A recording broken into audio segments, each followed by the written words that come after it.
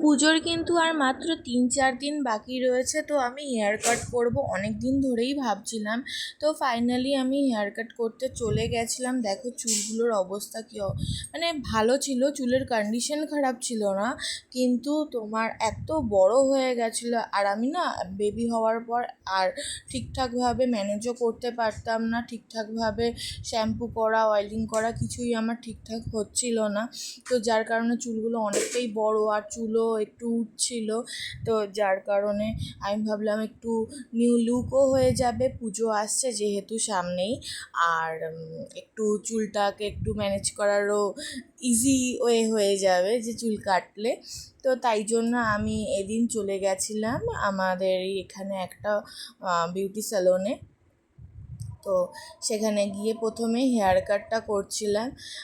তো দিদি বলল যে চুলটা যেহেতু অনেকটা ভালো রয়েছে, তোমার চুলটা আমি বেশি কাটতেও ইচ্ছা করছে না। তা আমি বললাম যে না না কাটো, কোনো অসুবিধা নেই, আমার চুলের ওপর অতটা মায়া নেই সত্যি কথা বলতে, কারণ চুল তো আবার বড় হয়েই যাবে। তো আমি এটাই ভেবে আমি বলছি না না শর্ট করে দাও, শর্ট করলে একটু লুকটা একটু ভালো হবে। তো ও যাই হোক ওর মতো করে ভালোভাবে চুলটা কেটে দিয়েছে। তো হেয়ার কাটটা কি স্টেপ কাট ঠিক নয়, এটা কি একটু ফিউশন কাট বলছিল। তো আমি ইউটিউব থেকে দেখেছিলাম একটা হেয়ার কাট, তো সেটা দেখে আমার খুব ভালো লেগেছিলো, তাই জন্য আমি বলেছিলাম এটাই আমাকে করে দিতে হবে। তো দিদির কাছে খুব রিজনেবল প্রাইসে হয়ে যায়। তো দেখো হেয়ার কাট করার পরে লুকটা পুরো একদম চেঞ্জ হয়ে গেছে ফেসটা। আর এখানে না কারেন্ট অফ হয়ে গেছিলো, যার কারণে ব্লোয়ার দিয়ে সেট করতে পারিনি, নাহলে যদি সেট করে দিত না তাহলে আরেকটু তোমরা বুঝতে পারতে।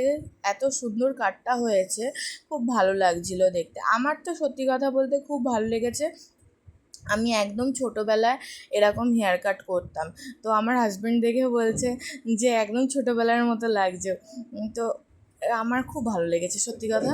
এখন তোমাদের কেমন লেগেছে তোমরা একটু কমেন্ট করে জানিয়ে দিও। চলো আজকের মতো ব্লগটা এই পর্যন্তই, আবার একটা অন্য কোনো ভিডিওতে তোমাদের সাথে দেখা হবে। ততক্ষণে আমার পেজটাকে ফলো করে রাখো। Tata, bye bye.